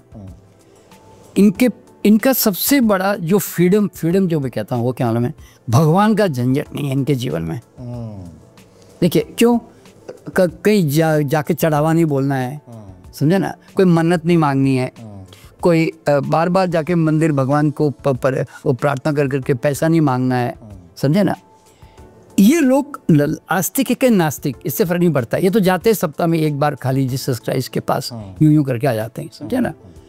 लेकिन ये ना तो श्रीयंत्र रखते हैं, ना कोई पूजा पाठ करते हैं, ना कोई लक्ष्मी की पूजा करते हैं, और ना कोई बाबाओं के पास जाते हैं, ना कोई गंडा ताबीज बांधते हैं, ना कोई नींबू मिर्ची लटकाते हैं अपने बिजनेस बिल्कुल, और ना कोई नारियल वारियल फोड़ते हैं। अब समझे ना, ये क्या करते हैं, ये सिर्फ एक बिजनेस का सिस्टम अडॉप्ट करते हैं। जैसे मैंने कहा ना, आदमी नास्तिक है मान लो, और वो उसके घर में भी उतनी खेती आएगी जितना बीज के अनुसार जो फल आना है, कोई यूनिवर्स की ताकत कोई रोक नहीं सकती उसको सकती। तो ये लोग क्या करते हैं, एक बिजनेस का नियम अपनाते हैं और वो सिस्टम अडॉप्ट अपना कर वो अपना काम कर रहे होते हैं, समझे ना। बिल्कुल सर। तो आज पूरी दुनिया में वो छाए हुए हैं। अगर आप इंडिया का देखोगे तो हमारा एक भी ब्रांड, मैंने आज तक पूरी दुनिया में घूमता रहता हूँ, मैंने किसी मॉल में नहीं, ये मेरा भारत का ब्रांड है। कपड़े मिलेंगे, टेक्सटाइल मिलेंगे, ज्वेलरी मिल जाएगी, मान लो हल्दीराम का भुजिया मिल जाएगा, कि BMDH का मसाला भी मिल जाएगा, वो तो जैसे हर कंट्री में होता ही है, लेकिन कोई ब्रांड भारत का है। भारत में ऐसे 4 ब्रांड यहाँ बाहर चल रहे हैं, हमारे यहाँ के बिजनेसमैन ऐसा क्यों नहीं भाई। एक बात बताता हूँ, वो लोग क्यों भाई, हम तो इतने वक्त आदमी हैं, भगवान के वक्त हैं हम तो हमारा तो ज़्यादा विकास होना चाहिए था इतना विश्वास करने के कारण, पर मेरे को नहीं लगता हमारा इतना विकास हुआ। बिल्कुल सर। तो इसीलिए तो इसका मतलब क्या मालूम है, वेल्थ एंड सक्सेस नियम के परिणाम है, एक लॉ को फॉलो करने से मिलते हैं। Right sir. तो आज उन्होंने कॉर्पोरेट वर्ल्ड उन्होंने हमें दिया। भारत तो कॉर्पोरेट वर्ल्ड में नहीं था कभी, नहीं था सर। आज से 50 साल पहले मैं जानता हूँ कि हमारे यहाँ पे कॉर्पोरेट कल्चर जैसा कल्चर नहीं था उस समय। हम अच्छे बनिए बिजनेसमैन होते थे, 25-50 नौकर होते थे, बोलते ना, यहाँ फैक्ट्री में 500 लोग काम करते थे, लेकिन एक वो प्रॉपर जो एक कॉर्पोरेट कल्चर होता है ना, वो हमें वहाँ से सीखने को मिला। तो दिया तो उन्होंने। अच्छा, फिर उसके बाद जो है बिजनेस की जितनी स्ट्रेटेजी उन्होंने ऐसी डेवलप की, सिस्टम ऐसा डेवलप किया कि मालिक जो है ना वो काम नहीं करता। मालिक तो कहीं ऑटो पायलट पर है, वो खाली वो प्लानिंग करता है, समझे ना, वो मीटिंग करता है, प्लानिंग करता है। अब देखिए आज वही चीज़ें आज टाटा, बिरला, अंबानी जैसे लोग भी अपना के आज 200 तरह के 500 तरह के बिजनेस कर रहे हैं और सारे बिजनेस अपने अपने एरिया में सफल हो रहे हैं। क्यों? क्योंकि उन्होंने एक तकनीक अडॉप्ट कर ली ना बिजनेस की। जी सर। तो कहने का मतलब क्या है कि धन और सफलता ये नियम से मिलती है। अगर आप वो नियम अपनाते हैं तो लोग आपको पैसा देने को तैयार है। देखिए अगर मैं देखिए 3 तरह से पैसे मिलते हैं ना, या तो मैं जॉब करके कमाऊं, या प्रोफेशनल बन के, या नहीं तो बिजनेस करके। ठीक है, अगर मैं जॉब करता हूं तो जॉब में अगर मैं पूरा दिल लगाकर अपने आप को रोज पॉलिश करके मासता रहता हूं और अपने आप को डेवलप करता रहता हूं और पूरे दिल से एक कंपनी में अपनी एफिशिएंसी को प्रूव करता हूं, तो कौन सा ऐसा मालिक है जो एक बहुत अच्छा फैक्ट्री को लाभ देने वाला, कंपनी को लाभ देने वाला ऐसा व्यक्ति वो और खुश होकर कहता है, उसको और अगले पोस्ट पे डालता है हैं, बल्कि ऐसे इंसान को तो ऐसा मिल जाए कोई। तो वो तो चाहते हैं कि ऐसे लोग मिले, इतने डेडिकेटेड लोग मिले। देखिए मेरा अपना मानना क्या मालूम है, मेरा खुद के एग्जाम्पल से मुझे समझ में आया। कैसे मालूम है, जब मैंने ज़िंदगी की शुरुआत की ना, तो मैं एक नर्सिंग होम में एक डॉक्टर के साथ मैं उसका असिस्टेंट था। ठीक है ना, तो असिस्टेंट था, तो 1 साल मैंने ना ऐसा काम किया कि मैंने यूँ कहता हूँ कि मालिक को तुम गुलाम बना दो अपने काम से, मैं यूँ कहता हूँ। Work more than paid for. हाँ राइट। तो मैंने क्या किया, वो डॉक्टर साहब रात को पेशेंट आते थे ना, 30 बेड का हॉस्पिटल था, तो मैं कहता डॉक्टर साहब सो जाओ, मैं देख लूँगा। डॉक्टर साहब के काम से चुराने लग गया और डॉक्टर साहब को कर दिया, मेरे बॉस को कर दिया मैंने हैंडीकैप्ड। आप समझे ना। तो धीरे धीरे क्या हुआ, वो धीरे धीरे देखिए जब आदमी आप बॉस को हैंडीकैप कर देते हो ना और सारे काम उसके हाथ में लेकर आप ही निपटाने लग जाते हो, तो उनकी भी आदत आपने ख़राब कर दी ना, कमज़ोर कर दी। अब 1 साल के बाद मैंने उसको कहा कि मैं अब छोड़ के जाना चाहता हूँ, मेरा कुछ करूँगा। तो वो उन्होंने पहले तो तनख्वाह बढ़ाने की बात की। मैंने कहा नहीं सर, वो सवाल नहीं है, मैं उसके नहीं आपको मैं फोर्स कर रहा हूँ। तो उन्होंने कहा और क्या चाहिए, मैंने कहा नहीं सर कुछ नहीं चाहिए, मैं अलग ही करना चाहता हूँ। तो बोले कि 50% का पार्टनरशिप दे दूँ तुझे। अब जरा सोचो कि ऑफर्ड 50% पार्टनरशिप, वो इसी वजह से तो किसने मिली, क्योंकि आई प्रूव, मेरे काम से मैंने उनको प्रूव किया। तो तुम किसी भी क्षेत्र में कंपनी में काम करते हो, you prove yourself, dedicate yourself. Right sir. अगर उस बॉस भी अगर नालायक निकला और चापलूस निकला मान लो, तो कोई दूसरा बॉस पहचानेगा तुझको, है ना। तो कहने का मतलब है काम करने वाले आदमी को है ना हमेशा रास्ते मिलते ही हैं, कदरदान। तो अगर आप कदरदान मिलेंगे तो आप अपने फील्ड में अगर नौकर हो तो ऐसा प्रूव करो। ठीक है। दूसरा, अगर आप प्रोफेशनल हो तो भैया प्रोफेशनलिज्म में अपनी एक्सपर्टाइज इतनी ऊंचाई पे लेके जाओ ना कि लोग तुम्हारी वैल्यू करें उस चीज के लिए, कि लोग कहें कि साहब ये चीज वो तो वहां से लो जी, इससे सीखो जी, इससे ट्यूशन इससे लो जी, या ऐसे। तो वो एक वैल्यू क्रिएट करो ना आप। तो ऐसे प्रोफेशनल में ये डॉक्टर से इलाज कराओ जी, वकील ये लो जी, ये लो, है ना, आर्किटेक्ट इसको बुलाओ जी, इंटीरियर वाले उसको बुलाओ जी। तो क्यों? क्योंकि दे आर सो गुड, तो इतनी बढ़िया सर्विस देते हैं। तो आप अगर प्रोफेशनली सर्विस करते तो पैसा ही पैसा है। अच्छा, फिर आपके तो बिजनेस है, तो बिजनेस तो भैया आदमी की नीड के अनुसार अगर आप उनकी वीकनेस को फुलफिल कर रहे हो, या आप उसको एक ऐसी चीज़ दे रहे हो जो उनके जीवन में जरूरत पड़ती है मान लो, तो जैसे हर बिजनेसमैन साइकोलॉजी जानता है बिजनेस कस्टमर की, तो फिर वो उसकी ज़रूरत है तो वो तो लेगा ही ना 100% जो है। तो आज देखिए ना, आज हम तरह तरह के AC लेते हैं, फ्रिज लेते हैं, तो वो हमारे लिए एक टेक्नोलॉजी लेकर आते हैं, हमें वो एक स्पेशल कुछ उसमें देते हैं, तो हम वो लेके आते हैं ना अपने घरों में कि सर ये टीवी में ये खास बात है यार, लेंगे तो यही लेंगे, हाँ ये लेंगे, मोबाइल ये वाला लेंगे, तो क्यों they are providing this services. तो कहने मतलब है, देखिए मेरा ये मानना क्या मालूम है, इस दुनिया में जितना चाहे अमीर बनो, कोई दुनिया की ताकत रोक नहीं रही है। मेरा ऐसा अपना अनुभव है। बिल्कुल सर। कि ये जो यूनिवर्स है ना, ये अबंडेंट, ये सागर है। ये कहता है ले, तुमको कितना लेना है तू ले, लेकिन बर्तन का साइज तू खुद डिसाइड करता है। तुम चम्मच लेके जाओगे तो चम्मच जितना मिलेगा ना, कटोरी लेके जाओगे तो कटोरी जितना। तो भैया बर्तन का साइज तो कोई भगवान ने डिसाइड किया कि किसी और ग्रहों ने डिसाइड किया कि तूने डिसाइड किया। इसीलिए समय के साथ साथ अपने बर्तन का साइज बढ़ाते चले जाओ। यूनिवर्स तुम्हें देना चाहता है। सागर कहता है ले ले भैया, जितना लूटना ले ले जा, पर हमारे अंदर वो ताकत नहीं है कि हम उसको लूट लें। सागर तो इसका मतलब सर ये हुआ कि कुछ नियम हैं, उन नियमों पे रहते हुए बर्तन का साइज बढ़ाते रहो, बस बस, और जितना मर्जी ले, बस बस। कौन रो, देखिए एक ही बात दिमाग में हर एक आदमी के रहना चाहिए, हु इज होल्डिंग मी, कौन रोक रहा है मेरे को? नहीं रोक रहा है कोई। अगर तुम कहते हो मुझे अमीर बनना है, तो पहला क्वेश्चन अपने आप से पूछो, कौन रोक रहा है? तो अब अगर एक आदमी को अगर अपने जीवन में सफलता और अमीरी की तरफ बढ़ना है ना, उसको सबसे पहले अपने अंदर से गरीबी के नियम जो उसने अपना लिए हैं वो उसको निकालने पड़ेंगे। तो एक डायरी लो बोलना, और उसको बोलना डायरी में लिखो कि क्या क्या आप पैसों को लेकर नेगेटिव सोचते हो, वो सब लिखो बोलना पूरा। वो एंकर है जो कि आपके नाव को आगे नहीं जाने दे रहे, वो काटो वो एंकर। और रिचनेस की जो मेंटालिटी होती है ना, इसको एग्जाम्पल सर की क्या क्या पैसे को लेके नेगेटिव, जो मैंने पहले बताया था कि क्या करना है, इतना पैसा कमाना है, सब तो छोड़ जाना है, पैसा दुख की जड़ है, अब समझे ना। तो ये जो कॉन्सेप्ट है ना, आपके अगर चेंज ही नहीं होंगे तो आप तो कितनी भी नाव बोलते ना, मैं रोज मेहनत करता हूँ लेकिन मेरी नाव आगे नहीं बढ़ती। वो क्यों? तुमने पीछे से एंकर बांध के रखे, बड़े बड़े पत्थर बांध लिए। हाँ, तो जब तक तुम निकालोगे नहीं, देखिए मैंने मेरे भी ये पत्थर निकाले। अच्छा, दूसरी बात क्या है कि जब आपको जीवन में आगे बढ़ना है ना, तो जो लोग नीचे से ऊपर उठे उनकी जीवनी को पढ़ो, उन्होंने क्या प्रिंसिपल अडॉप्ट किए वो जानो। राइट सर, समझे ना? बिल्कुल। और दूसरी बात क्या होती है कि अपने दोस्त बदलो, क्योंकि अगर आपके नौकरी पैसा सारे दोस्त है ना, तो आपको ज्यादा आगे नहीं बढ़ने देंगे। क्यों मालूम है? अरे रिस्क मत लो यार, अरे उसके पैसे डूब गए, अरे तो EMI, बजट, खर्चा, सेविंग, तो ये सब चीज़ों की बातें करेगा। वो क्रेडिट कार्ड की बात करें, क्रेडिट पास है, लोन ले लो, ये कर लो। और जो बिजनेसमैन होगा ना, जो वो आपको पैसा इन्वेस्ट कैसे करना, डबल कैसे करना, कैसे मतलब आगे बढ़ना, वो उसकी बातें करेगा। तो इसीलिए आप किस तरह के लोगों के साथ उठते बैठते हो ना, ऐसा आपका माइंडसेट बनता है। समझे ना? देखिए मैं एग्जांपल देता हूँ अभी आपको।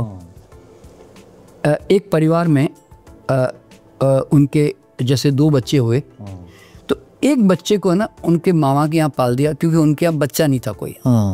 तो बहन ने जो है ना अपना बच्चा उसको दे दिया जी, समझे ना? तो बच्चा जो है मामा के यहाँ पला। अब जो बात था वो था टीचर स्कूल में, समझे ना? और जो मामा था वो बिजनेसमैन था। तो अब आप जरा सोचिए, देखिए 2 बेटे थे घर में। जो बेटा बाप के पास पढ़ा ना, जो टीचर था, वो नौकरी पे ही आगे गया जीवन में, क्योंकि उसके बाप ने कहा बेटा अच्छी पढ़ाई करो, अच्छे नंबर लाओ, जॉब लेके सिक्योर हो जाओ, और हो सके तो सरकारी नौकरी, और क्योंकि उस पर काम नहीं करना पड़ेगा था। ये बहुत बड़ी चीज़ है सर। तो उनके दिमाग में क्या है कि भैया टीचर बन जाओ, प्रोफेसर बन जाओ, किसी कॉलेज में लग जाओ, बोलते हैं ना, कोई अच्छी डिग्री ले लेवा के। तो उनका माइंडसेट वहाँ था। लेकिन वो जो मामा के यहाँ जो था ना, वो लड़का जो है थोड़ा बहुत पढ़ा, मतलब 12th तक पढ़ा, और पढ़ के ना फिर वो मामा ने उसको, मामा का जो बिजनेस था ना, उसके अंदर वो इन्वॉल्व करना शुरू कर दिया उसने। तो धीरे धीरे वो मामा के साथ बैठने उठने लगा। अब देखो वो बिजनेसमैन है ना, उठने बैठने लगा, तो उसको मार्केटिंग, सेल्स, ये सब समझ में आने लगा। फिर वो मामा जो इन्वेस्टमेंट जैसे करता था, प्रॉपर्टी में कैसे काम करते हो भी, तो वो सब समझने लगा। तो धीरे धीरे अब दो भाइयों में डिफरेंस देखना, ये नौकरी में जाकर अपने जो भी हाइट पे काम कर रहा है, वो बहुत बड़ा बिजनेसमैन बन गया धीरे। उसने और बिजनेस को अपग्रेड कर दिया। देखिए एक परिवार में, एक ही परिवार में पैदा हुए, लेकिन एक की जो परवरिश है वो किसी और के साथ हो गई।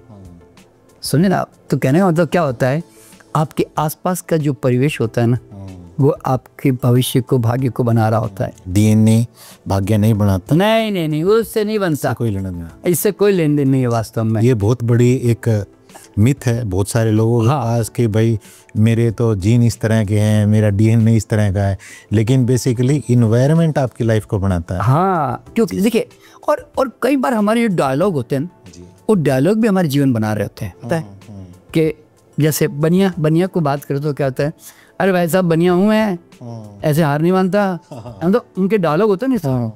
तो इसका मतलब क्या है, दे बिलीव यार हम बनिया कैटेगरी यार, कोई भी सिचुएशन है ना हम तो हैंडल कर लेंगे यार, कर ले। और हमें तो बिजनेस करना, हमें तो पैसा कमाना है। और उनके पास पैसे का है ना टारगेट होता है, मतलब टारगेट बोल तो कैसे, एक मेजरमेंट होती है कि मेरा वो काका, मेरा चाचा, मेरा मामा, वो मेरा फलाना दोस्त वाले वो वहाँ तक पहुँचे हुए, मेरे को भी इतना बड़ा फैक्ट्री खोलनी, मुझे भी ऐसा बिजनेस करना है, बोलते हैं ना। उनके पास वो माइंडसेट वैसे चल रहा होता है। इसका मतलब कहीं ना हम तो, और नौकरी पैसा वाला क्या सोचता है, मेरा बॉस मेरा 1000 रुपया बढ़ा नहीं रहा है यार, कई दिन हो गए। एक टीचर वो 100 करोड़ की सोच रख रहा है, वो 1000 की रख रहा है। एक टीचर ने अपने बच्चों को कहा, बच्चों अगर मैं टाटा बिरला होता ना तो मैं उससे ज़्यादा पैसा कमाता। तो बोले वो कैसे सर? अरे मैं 2 ट्यूशन ज़्यादा करता ना।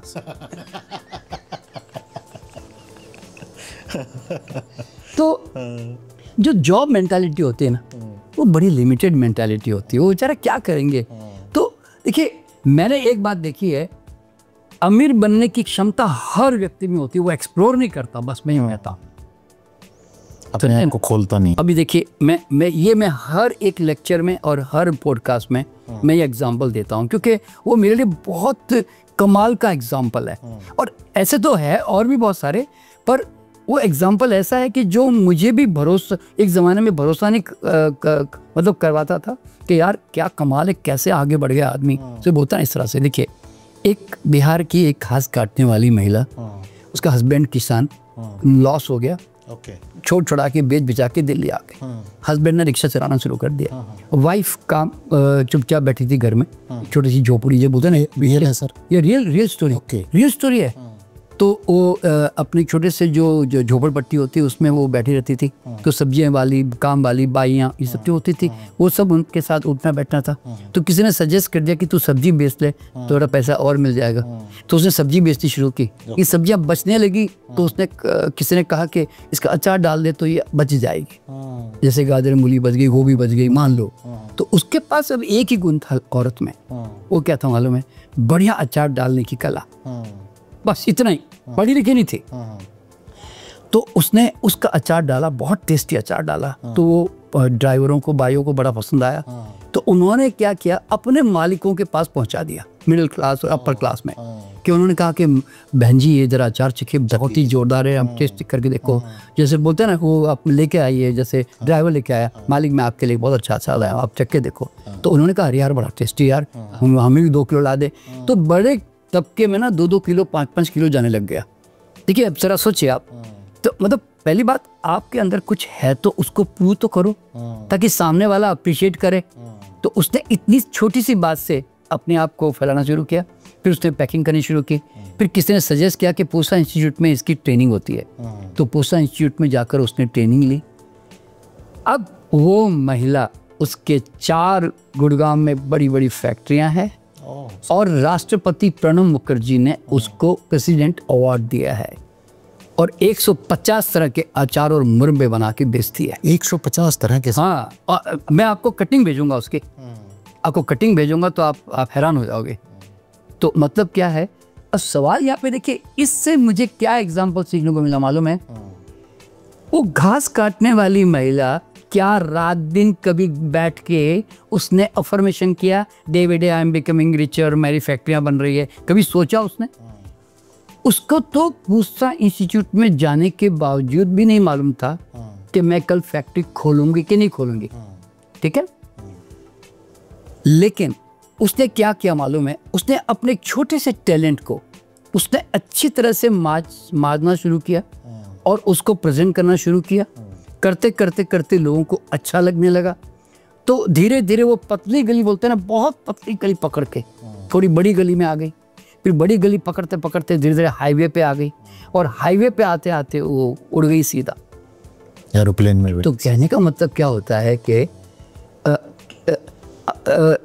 पैसा जो है वो तुम्हारे किसी न किसी एक स्किल टैलेंट से मिलता है ना भाई।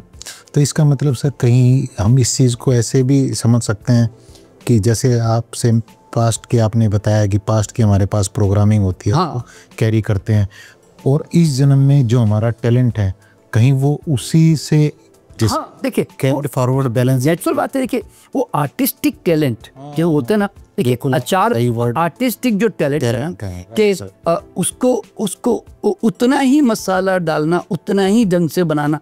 बनाते तो 50 लोग अचार है और आपने देखा होगा हर एक का अचार हमें अच्छा भी लगता है। वो बड़े टेक्निक से बनाते हैं, बोलते हैं कई लोग जना बड़ा सिस्टम से ही बनाते हैं, इतना ग्राम ये इतना ग्राम, फिर भी टेस्ट नहीं आता।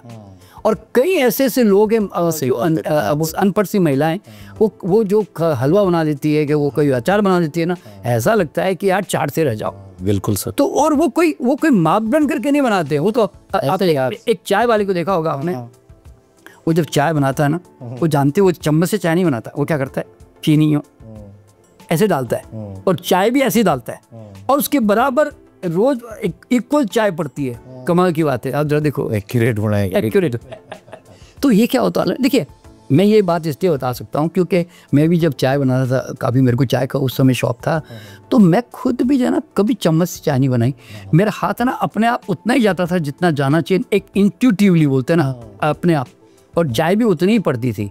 तो इस तरह से मुझे पता चलता है कि यार अगर आपको आर्टिस्टिक वे में परफेक्ट बनाने का इंटरेस्ट होता है ना, वो एक पर्टिकुलर टेस्ट क्रिएट करने का जो शौक होता है ना, तो फिर पब्लिक लाइक तो करेगी ना भाई। तो बस ये जो आपने कहा ना कि ये डेफिनेटली उसने अक्वायर नहीं किया इस जन्म से, she brought this perfection, this artistic nature from past life. तो थोड़ा सा इसका मतलब जो इसीलिए कहते हैं शायद कि जो आपका पैशन है या जो टैलेंट है, हाँ, उसको जियो बस। देखिए जो जितना मिला है ना, और अगर आपको लगता है आज अभी नहीं है, तो कुदरत का एक नियम है ना भाई कि आज ही नया बीज डाल के क्रिएट करो ना। मान लीजिए आप एक गरीब घर में पैदा हो गए और आपके पास कुछ भी नहीं है। देखिए जैसे मैं गरीब घर में पैदा हुआ बॉय, क्योंकि मेरे पिताजी ने पैसा कमाया नहीं, तो अब मैंने अपनी सोच बदली तो मैं आज करोड़पति हुआ ना, समझे ना। तो वो सोच बदलने की जरूरत है हर आदमी को। देखिए मुझे मेरे तकदीर से मैं गरीब घर में पैदा हुआ जहाँ पे एक भी फूल नहीं था, ठीक है, कांटे कांटे ज़्यादा थे उसमें। तो मैंने देख लिया कि यार कांटे तो बहुत है यार, फूल तो है नहीं। तो मैंने आज ही डिसीजन लिया, नहीं अब मुझे आने वाले समय में मेरे घर में मुझे इतने तरह तरह के रंग बिरंगे फूल होने ही चाहिए मेरे। ये डिसीजन मैंने लिया ना, कोई रोक रहा है क्या? तो लोग, फिर मैं गया बाजार भी गया, एक्शन लिया, मैंने वहाँ से बीज लाए, पानी डाला और कुछ महीनों के बाद मेरे घर में अब फुलवारी आ गई। तो भैया कौन रोक रहा है कि तू अमीर मत बन, समझे ना। पर जिससे सबसे पहली चीज़ क्या मालूम है, विजन होनी चाहिए हमारे पास, सपने होने चाहिए। सपने नहीं है तो क्या क्या करोगे। अच्छा दूसरी बात, फिर पैशन होना चाहिए। पैशन का मतलब क्या, आग लगी रहनी चाहिए पूंछ में, ऐसा नहीं कि 4 दिन के बाद में बुझ जाए, वो मोटिवेशन खत्म हो जाए, वो भी नहीं।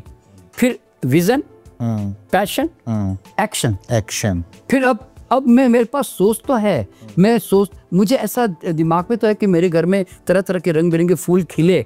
तो भैया तू गया क्या बाजार, जाके तूने इंक्वायरी की, तू लाया बीज वहां से खरीद के, पूरे पैसे नहीं थे तो 10 नहीं लाया तो 2 तो लाया कि नहीं लाया। तो मतलब तुमने एक्शन क्या लिया। तो हमारे यहाँ पे शास्त्रों में उसको कहा गया मनसा वाचा कर्मणा। ये सीक्रेट तो लॉ ऑफ अट्रैक्शन तो अभी इन 15 सालों में आए हैं। हमारे ऋषि मुनियों ने हजारों साल पहले कह दिया था कि जब मन वचन कर्म एक हो जाते हैं तो वहाँ पर मैनिफेस्टेशन पक्का हो जाता है, कंप्लीट। बिल्कुल सर, आपने ये बहुत बढ़िया तरीके से समझाया सर। एक लास्ट क्वेश्चन और मेरा है, और अभी जब हम पास्ट लाइफ की बात कर रहे थे तो ये मेरी रियल घटना है सर, मेरी लाइफ की। मैं शायद 7-8 साल का रहा हूँगा उस टाइम पे। तो मैं ऐसे ही अपने घर के बाहर एक खाली सी जगह होती थी, वहाँ खेलता रहता था। तो एक दिन मुझे भी थोड़ा थोड़ा ध्यान है और घर वाले भी ये चीज़ बताते हैं, मैं एक दिन घर जाता हूँ वापस और मैं कहता हूँ कि आज के बाद मैं बाहर खेलने नहीं जाऊँगा। और मैं अकेला ही खेलता था सरमान। और मैं कहता था कि घर वाले मुझसे पूछते थे कहाँ जा रहा है खेलने, तो मैं कहता था राम शरण के पास खेलने जा रहा हूँ, जबकि वहाँ कोई होता नहीं था सर। और जिस दिन मैंने आके कहा कि अब से मैं नहीं जाऊँगा, उसी दिन से मेरे घर वाले कहते हैं कि यहाँ मुझे एक वाइट कलर का निशान था। और मैंने शिकायत ये की कि मैं इसलिए नहीं खेलने जाऊँगा कि राम शरण ने मेरे पेट में आज चाकू मार दिया और मैं मर गया। तो उसके बाद कहीं ना कहीं मेरे पास बचपन से ही ऐसे भयंकर क्वेश्चन होते थे सर, जो शायद मेरी उम्र के बच्चों के पास नहीं थे।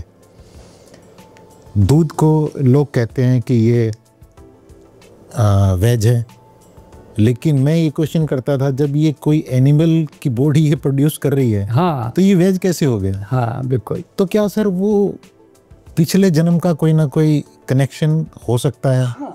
कि इस जन्म में लालसा वो बनी कि भाई कुछ जो पीछे की चीज़ें रह गई अब वो पूरी करें? हाँ, नहीं देखो क्या होता है रविंद्र जी के आज बचपन से मैं जो कई जन्मों से जो मैं संस्कार लेकर आया अपने अंदर, तो मेरे सामने 10 चीज़ें आती है और मैं चुनता तो वही हूँ जो मेरे अंदर उसका बीज है।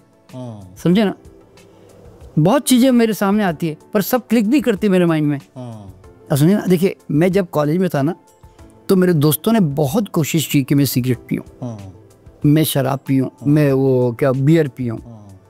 पता नहीं मेरे अंदर से मैं जरा सा भी चखता था, सूंघता था, मेरा दिमाग खराब होकर थूक देता था। मैं कहता पागल तुम लोग, कैसे पीते हो तुम लोग? सिगरेट पी के फूंक मार के ना मुझे हंसी आ गई अपने आप पे। मैंने कहा ये क्या तरीका यार, अंदर फूक रहो फिर हवा छोड़ो उसको धोने को, ये कोई तरीका है यार? तो मुझे अजीब सा लगा। तो अजीब सा क्यों लगा? जबकि वो 4 दोस्त जो मजे ले रहे, वो जनरेशन बड़ा मजा आ रहा है यार, तू समझता ही नहीं है, तू पागल है, ऐसे बोलते थे। तो मुझे क्या लगता है कौन ऐसा पीछे मेरे बैठा हुआ है यार जो मुझे ये सब करने नहीं दे रहा है? अब समझे ना? अच्छा, इतने गुरु बैठे हुए हैं, लेकिन एक ओशो की किताब कोई देखकर आकर्षण आ रहा है और वो किताब पढ़ते ही मैं उसको समझ जाता हूँ कि ये आदमी, इसी को मुझे पकड़ना, बस ये सही है। तो क्यों ऐसा? मैं क्यों दूसरे छोटे मोटे राम भजो वाले बाबा के पीछे क्यों नहीं भागा मैं? तो क्यों? क्योंकि वो मैं संस्कार कई जन्मों से लेकर आ रहा हूँ यार। राइट सर, समझे ना? इसके कारण मैं उसी तरफ आकर्षित होऊंगा, जिसको मैं कहता हूँ बचपन से ही आपका आकर्षण, विकर्षण, लाइकिंग, डिसलाइकिंग, स्वभाव, ये सब आप ऑलरेडी लेके आ चुके होते हैं। राइट सर, समझे ना? तो और चूंकि मैं बाबा था इसलिए इस जन्म में उस समय भी मैं फलाहार का आदत थी मेरी, तो इस जन्म में मैं प्रैक्टिकली 50 साल से फलाहार पे रहता हूँ। वो ऑटोमेटिक, तो वो ऑटोमेटिक। अच्छा, नहीं तो आज के ज़माने में इतने खाने पीने की चीज़ें और उसमें आप फलाहार पे रहो तो आसान बात थोड़ी है भाई। पर मैंने लगा कि नहीं, मुझे तो इजी लग रहा है। क्यों? कहीं पीछे से संस्कार उसको आकर्षित कर रहे हैं। फल देखते ही मुझे बड़ी खुशी होती है अंदर से, समझे ना? मुझे आत्मा गदगद हो जाती है फल देखते ही। तो इसका और बाकी सब चीज़ें देख के लगता है ठीक है, खा लेंगे, कोई बात नहीं ऐसे। तो इसलिए क्या होता है कि ये सब संस्कार पूर्व जन्म के में मिलते ही हैं। और देखिए कुछ चीज़ें मिलती है, एक टांग मिली है तो दूसरी टांग खुली है। आप नया, आज ही नया विचार, नई सोच, नया एक्शन करके आप नया फिर से पैदा कर भी सकते हो। आप आज मान लीजिए मैं पिछले जन्म से ऐसा बिजनेस का कोई संस्कार लेकर नहीं आया सपोज, लेकिन अगर मैंने ठान लिया कि मुझे बिजनेसमैन बनना है तो मैं एक बिजनेसमैन के साथ जुड़ूंगा, उसके साथ काम करूंगा, उसके एक्सपीरियंस लूंगा, मतलब नए संस्कार, मैं भी अपना स्टार्टअप शुरू कर दूंगा, नए संस्कार उसमें जोड़ लेंगे, नया जोड़ लूंगा। तो मतलब कुदरत ने एक बहुत बड़ा हमारे साथ सुविधा क्या कर लिया मालूम है? अगर अगर तुम्हारे पास कुछ नहीं है ना, तो आज तुम नई सोच पैदा करके, विचार पैदा करके आप उसको कर लो काम को। कोई रोक नहीं रहा है, तुम्हें नहीं रोक पाया। ठीक बात, ये कहने का मतलब है। इसलिए क्या मालूम है, अगर कोई युवा हमारा अमीर बनना चाहता है, सफल होना चाहता है, तो there is a way out, उसके लिए रास्ते खुले। और नहीं, अगर वो कहता है नहीं हो रहा है, उसका मतलब कि तूने कहीं एंकर बांध के रखे जिससे तेरी नाव आगे नहीं बढ़ रही। बस बहुत अच्छा लगा सर आपसे बात करके, और मेरे दर्शकों को भी बहुत कुछ इस सेशन से सीखने को मिला होगा, क्योंकि आपने ऐसी ऐसी चीज़ों को उजागर किया है जिसके ऊपर शायद आज कोई बात नहीं कर रहा है। आप कमेंट करके बताइएगा कि कैसा रहा लगा आपको ये सेशन, और आपके कोई क्वेश्चन है तो आप भी कमेंट में लिख सकते हैं। बहुत बहुत धन्यवाद। Thank you so.